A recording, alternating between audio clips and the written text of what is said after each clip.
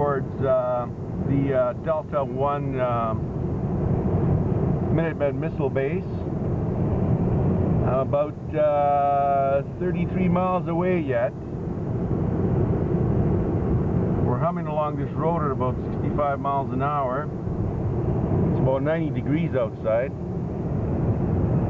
In 1.1 miles, keep left on East South Dakota 44. And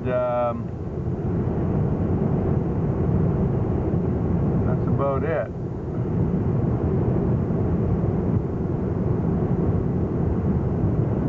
This is the area where all the hardened missile bases were and are. I'm sure not all of them are decommissioned. They definitely have second, third, and probably fourth strike capabilities. At one time, all intended to pulverize the former Soviet Union, now Russia. Anyways, on East South Dakota 44. Quite a distance to go yet.